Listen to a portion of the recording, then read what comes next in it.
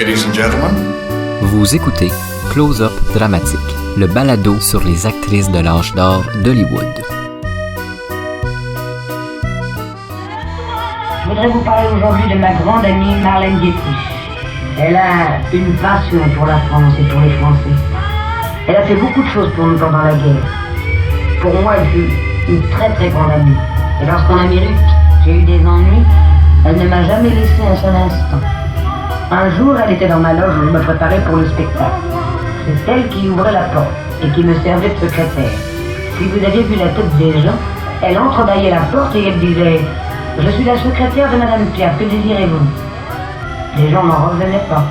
Et quelqu'un m'a dit très spirituellement « Pourquoi ne prenez-vous pas Chevalier comme chauffeur ?» Marlène a tout pour elle. Elle est très belle, plus belle qu'elle n'a jamais été. Quand elle est venue à mon mariage, elle rayonnait de charme, de beauté et d'intelligence. Je suis vraiment très fière de l'avoir pour amie.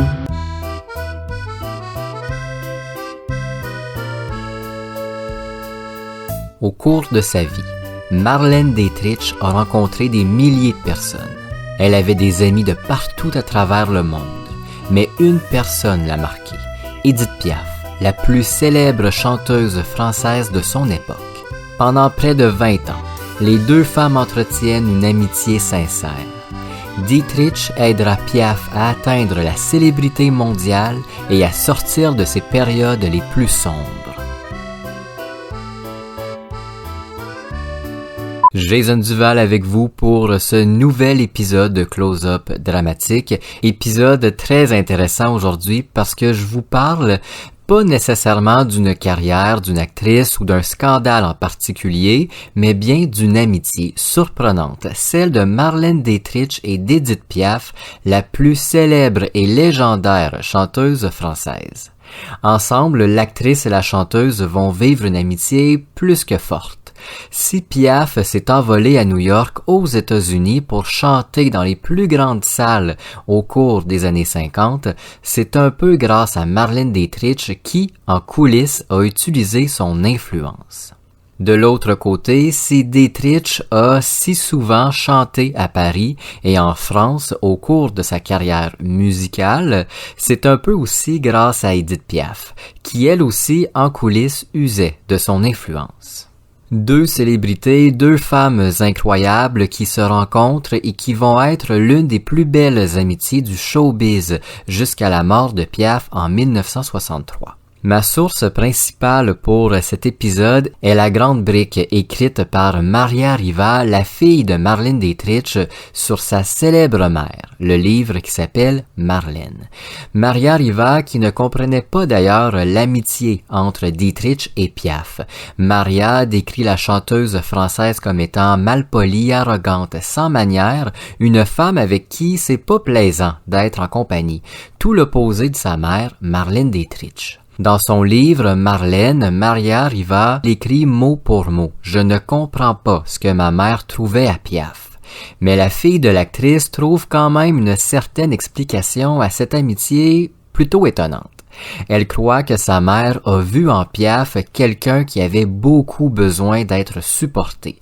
Comme Dietrich avait un grand désir de se sentir utile en donnant tout son support et en aidant le plus possible quelqu'un, elle l'a fait avec Piaf de différentes façons, vous verrez, elle s'est sentie très, très utile. Avant de commencer pour de vrai cet épisode, je vais saluer de nouveaux auditeurs. Depuis quelques semaines, Close-Up Dramatique est écouté peut-être au pied des pyramides. Je salue les Égyptiens qui m'écoutent depuis plusieurs temps déjà. Donc, salutations à vous et je salue aussi les nouveaux auditeurs de la Martinique. Bienvenue à vous. Et merci à vous tous d'écouter Close-Up Dramatique. Les écoutes augmentent toujours. Merci à vous également d'écouter quand même Sarah Bernard, le balado qui est une série en fait de Close-Up Dramatique avec Eva Saïda dans le rôle de Sarah Bernard. Sur ce balado, on revient sur la vie et la carrière de l'actrice de théâtre la plus célèbre du 19e siècle et du début du 20e siècle. Et Eva Saïda interprète de façon incroyable incroyable Sarah Bernard. Si vous n'avez pas commencé à écouter le balado encore, quand même Sarah Bernard, je vous invite à le faire, tout comme les autres épisodes de Close-Up Dramatique qui touchent Marlène Dietrich. N'hésitez pas non plus à rejoindre l'Instagram Close-Up Dramatique, j'y poste assez souvent. Maintenant que tout ça est dit, qu'on a parlé un peu de Sarah Bernard, comment Marlène Dietrich, icône de beauté et célèbre actrice, a rencontré Édith Piaf, la plus grande chanteuse de France.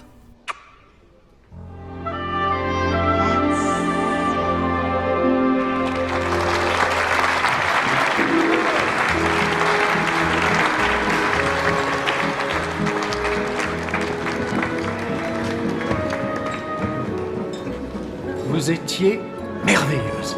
Monsieur Lucien Roupe, qui est manager de Monsieur Cerdan, Monsieur Jameson, de la chaîne de télévision CBS. This might not be the time, but perhaps you...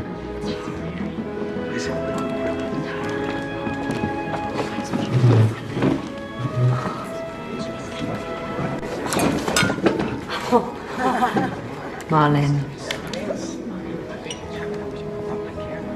Bonsoir. Je suis désolée, je venais juste dire un petit mot. Cela fait longtemps que je n'ai pas vu Paris. Mais ce soir, tant que vous chantiez, Edith, j'étais là-bas, dans ces rues, sous son ciel. Votre voix est comme l'âme de Paris. Vous m'avez fait voyager. Vous m'avez fait pleurer. Merci de tout mon cœur, Edith. Merci. La rencontre entre les deux légendes vivantes remonte au milieu des années 40 en plein New York. À New York, Piaf chante dans des cabarets de seconds ordres et parfois elle peut se retrouver à remplacer une vedette américaine dans un bar un peu plus prestigieux mais rien de très glorieux. Même si on est au milieu des années 40, Piaf est déjà une énorme star de la chanson en France. En 1946, Charles Aznavour, légende vivante lui aussi, avait suggéré à Édith de partir tenter sa chance aux États-Unis. La chanteuse est arrivée en Amérique pleine d'espoir de voir son nom en grosses lettres dans des théâtres importants. Mais c'est pas ce qui va se passer. Avant de chanter dans les plus grandes salles, il faut qu'elle fasse ses preuves, la môme.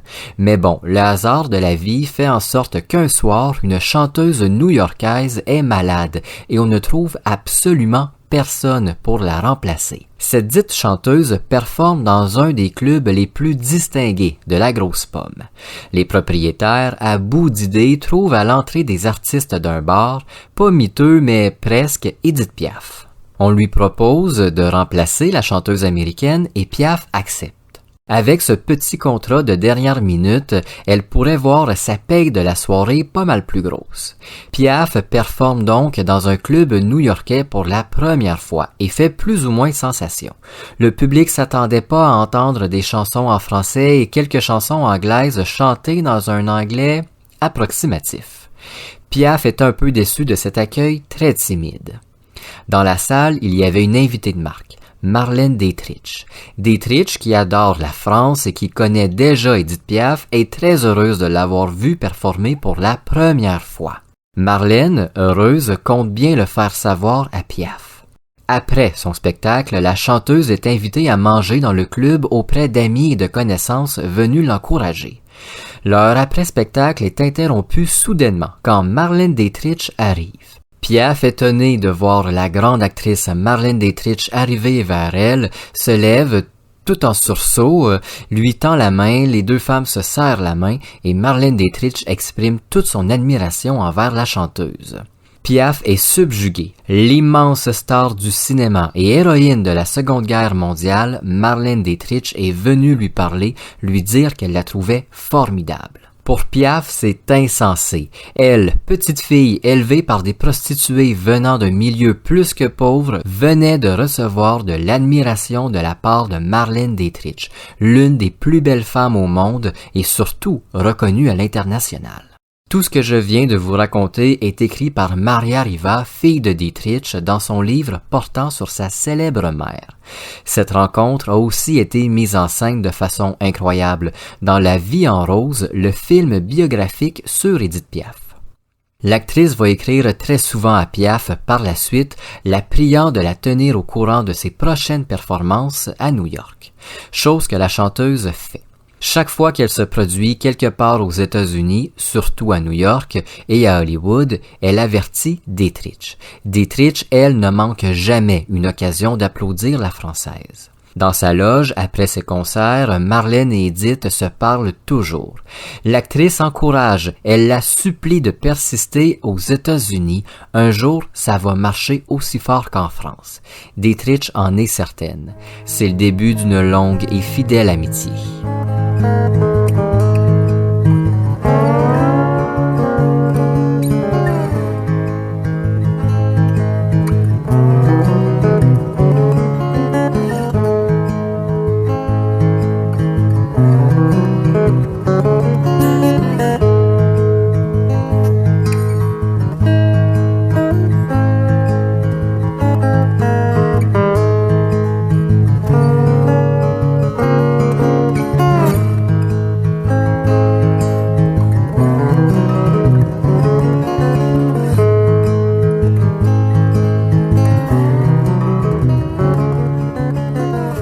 En coulisses, Marlène Dietrich, grande fan et maintenant amie d'Édith Piaf, essaie de la faire chanter dans des lieux plus branchés, plus luxueux. Et ça marche. Dietrich, grâce à son influence et sa notoriété, réussit à faire chanter la môme Piaf dans des cabarets de petites salles de spectacle beaucoup plus sophistiquées que les bars miteux dans lesquels elle chantait. Mais il y a encore un petit quelque chose qui dérange Dietrich, les robes de Piaf. Maintenant qu'elle peut se produire dans de plus grandes salles et que sa notoriété commence à grandir à une vitesse folle, les robes, parfois usées et délavées de la chanteuse, ne font plus l'affaire. Un jour, Marlène débarque chez Piaf à New York et l'emmène faire les boutiques. Ensemble, elles entrent puis ressortent d'une bonne dizaine de boutiques que l'actrice connaît très bien. Elles essaient puis achètent quelques nouvelles robes que Piaf pourra porter sur scène. Marlène donne quelques conseils à la chanteuse, quoi porter, quoi ne pas porter, comment le porter aussi. Le noir, c'est si simple, mais parfois si complexe sous l'éclairage d'un projecteur. Marlène en sait quelque chose. Piaf apprend beaucoup avec Dietrich et ses judicieux conseils. Si aux États-Unis, il y en a une qui peut donner des conseils de mode, c'est bien Marlène Dietrich. Elle est reconnue à l'international pour sa beauté, mais aussi pour son look plus que sophistiqué. Elle est l'une des actrices les plus élégantes au monde. Au début de l'année 1949, Édith Piaf est dans une relation amoureuse avec le boxeur Marcel Cerdan. Une relation qui, tout comme avec Dietrich, a évolué en Amérique. Cerdan et Piaf parlent de mariage et la Française se confie à sa bonne amie qui se réjouit et fait déjà un itinéraire des boutiques à visiter pour une robe de mariée. Malheureusement, le 28 octobre 1949, Marcel Cerdan meurt tragiquement dans un accident d'avion. La veille, Piaf l'avait supplié de venir la rejoindre à New York le plus rapidement possible. Toute sa vie, elle portera le deuil du boxeur et se tiendra responsable de sa mort. Lorsqu'on annonce à Piaf la mort de son grand amour, elle s'effondre. L'une des premières à venir la soutenir, c'est Dietrich. Elle est au chevet de la chanteuse et fait tout son possible pour rendre la situation moins désespérée. Elle parcourt les épiceries de la ville pour trouver les meilleurs produits français disponibles, puis cuisiner des plats typiques de la France à son ami, lui donner un petit air de Paris en plein New York. Puis un jour, Marlène offre à Édith une chaîne, au bout une croix ornée de 7 émeraudes bénies par le pape Pie XVI. Marlène a très longtemps magasiné cette croix. Elle voulait le bijou parfait, une chaîne que portera Piaf jusqu'à sa mort et qu'avec fierté, elle dit être un cadeau de Marlène Dietrich, sa plus grande et plus fidèle amie. Puis, dans les années 50, l'amitié entre Piaf et Dietrich va continuer d'évoluer. Elles vont devenir de plus en plus intimes. En 1952, quand Piaf se remarie avec Jacques Pils, Marlène la convainc de faire la cérémonie en Amérique à New York. L'actrice est plus qu'active dans les préparations du mariage. Elle aide le couple avec chaque détail et bien sûr, elle est dans les boutiques avec Edith pour les essayages de robes. Le jour du mariage, Marlène aide Piaf à s'habiller et à se coiffer avant de lui servir de mère lors de la cérémonie. Ce jour de 1952, une panoplie de photos sont prises d'une Piaf très heureuse qui a à ses côtés une Marlène tout aussi souriante. La même année, alors que la chanteuse a regagné sa France, Marlène lui rend visite. Elles passent de longs moments ensemble et font différentes sorties médiatiques. Comme le rapporte Maria Riva, la fille de Dietrich, lorsqu'elles étaient ensemble, elles étaient inséparables. Rien ne pouvait les interrompre. Mais lorsqu'elles sont séparées, étrangement, elles ne s'écrivent pas beaucoup, chose plutôt inhabituelle pour Dietrich qui entretient des correspondances avec des dizaines, voire des centaines d'amis. Selon Maria, Piaf écrit à Marlène seulement quand quelque chose d'important arrive. Même chose pour l'actrice. Elle se téléphone pas non plus. À distance, rien ne laisse croire que ces deux femmes sont des amies plus que proches. Le temps va passer, les années s'écouler et les deux femmes ne se voient plus beaucoup. Marlène est très occupée aux États-Unis à chanter, mais aussi à faire ses spectacles un peu partout à travers le monde. Le temps lui manque pour rendre visite à sa bonne amie en France. En 1955, 3 ans après leur dernier rendez-vous, Dietrich est à Paris pour une série de concerts. Elle se rend chez Piaf et retrouve une femme bien différente de celle qu'elle aime et chérit. Depuis plusieurs années, Edith Piaf lutte contre ses démons intérieurs, mais est surtout aux prises avec de graves problèmes de consommation de drogue qui l'aident souvent à performer. En plus d'être une toxicomane, la Française est une alcoolique notoire et boit plus que de raison, chose qui l'empêche parfois de chanter sur scène. Dietrich, tant qu'à elle, toute sa vie va se tenir loin des drogues et jusqu'aux années 70, elle va boire que très peu. L'actrice déteste les drogues et l'alcool.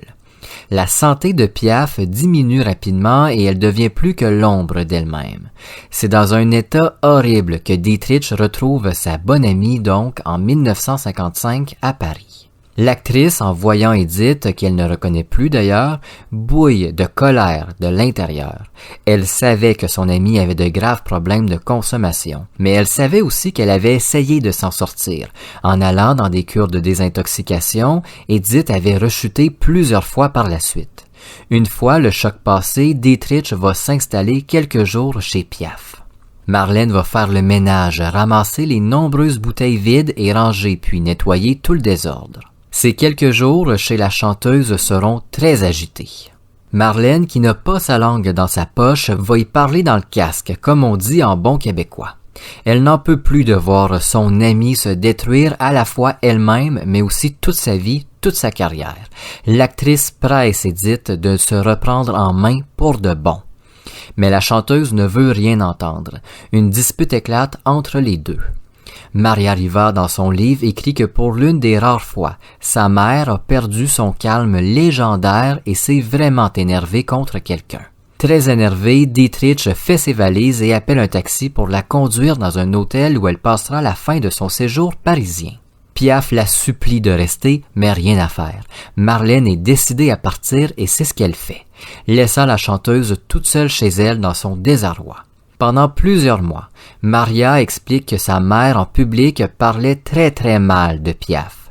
Elle disait qu'elle était une fille de la rue qui, une fois riche, ne faisait que se droguer et boire. Elle la critique fortement sur tous les aspects de sa vie. Mais la fille de Dietrich écrit aussi qu'en privé, c'est tout le contraire. Sa mère est en fait très triste de voir son amie se détruire ainsi. En 1956, la santé de Piaf a retrouvé un peu de mieux. Elle consomme de moins en moins et est en visite aux États-Unis. Elle le laisse d'ailleurs savoir à Marlène. Les deux femmes se retrouvent un moment et se réconcilient et la relation reprend comme si rien n'était arrivé. La même année, Piaf offre à Dietrich La vie en rose. Elle lui donne la permission de la chanter sur scène. Grande amoureuse de la chanson française et surtout grande fan de son amie, Marlène est plus qu'heureuse. Jusqu'à la fin de sa carrière en 1975, l'actrice va garder La vie en rose dans ses tours de chant, à la mémoire de sa grande amie disparue. Mais en 1959, l'amitié entre les deux artistes est à nouveau fragilisée quand Piaf retombe dans ses travers. Elle recommence à consommer drogues et alcool au grand désespoir de l'actrice. Elle s'éloigne encore jusqu'à ce que Piaf s'écroule sur scène la même année. Pendant sa convalescence à l'hôpital puis à sa maison, Edith reçoit tous les jours d'immenses bouquets de la part de Marlène Dietrich accompagnée d'un mot tendre. En 1961, la célèbre salle de spectacle l'Olympia à Paris est en faillite.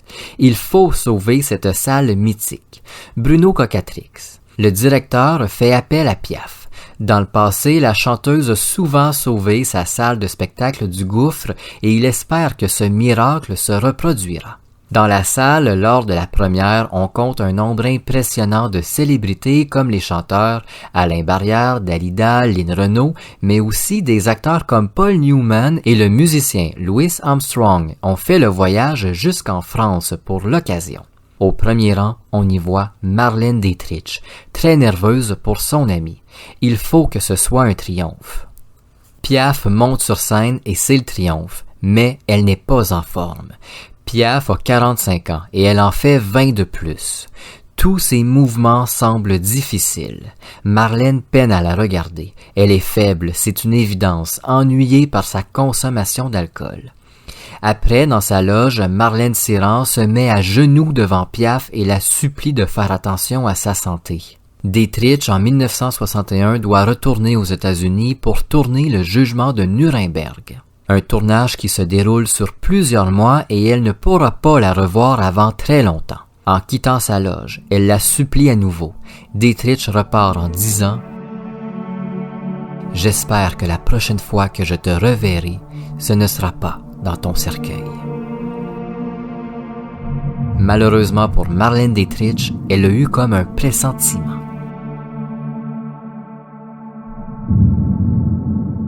Ils avaient été 100 000 hier à défiler boulevard Lannes. Ce matin, ils sont revenus avec d'autres bouquets déposés à même le sol. Ils attendaient encore Edith Piaf-Sarapo pour l'accompagner à travers Paris jusqu'au cimetière du Père-Lachaise. Il était 10h20. Et cette foule, empressée, maladroite jusqu'au désordre, jusqu'à l'indécence parfois, romprait très vite les barrages de police. On était venu dans le recueillement et le silence, et devant l'entrée du cimetière, certains étaient là depuis 8 heures le matin.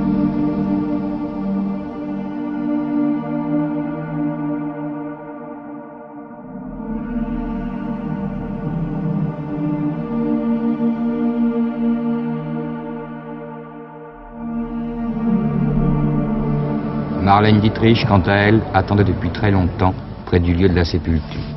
Jusqu'avant la cérémonie, ce fut une des seules à pouvoir rentrer.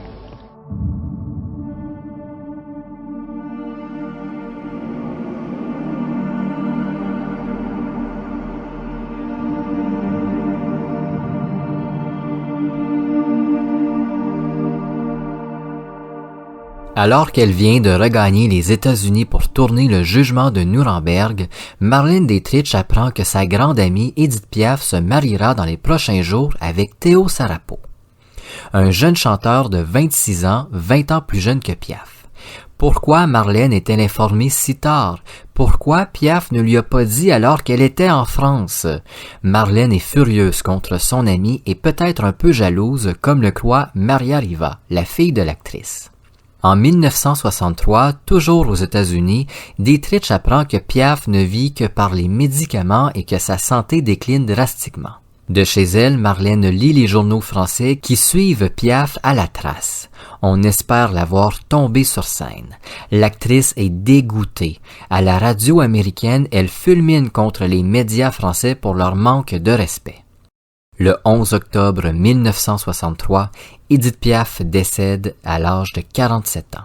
En apprenant la mort de sa grande amie, Dietrich s'écroule. Elle est inconsolable. Elle refuse toute entrevue et ne sort pas de chez elle. Le 14 octobre, elle arrive à Paris en surprise et en cachette pour les funérailles de Piaf.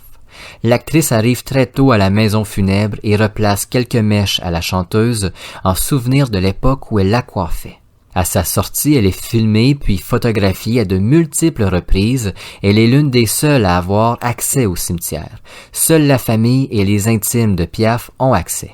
40 000 personnes se rendent à ses funérailles et regardent Marlène Dietrich sortir en pleurs du cimetière. Dans le vol de retour, Maria Riva décrit sa mère comme étant inconsolable. Ses larmes coulaient sans arrêt. Ses voyages à Paris ne seront plus jamais les mêmes. À la mort de Marlène Dietrich, on découvre dans son appartement parisien dans lequel elle s'était installée depuis plus d'une décennie, le peu de lettres que lui avait écrites Édith Piaf. Des lettres parfois parfumées, témoins d'une époque révolue et d'une amitié à toute épreuve. Et si Marlène Dietrich et Édith Piaf avaient été plus qu'amies? Merci d'avoir écouté Close Up Dramatique. On se retrouve très bientôt pour un nouvel épisode.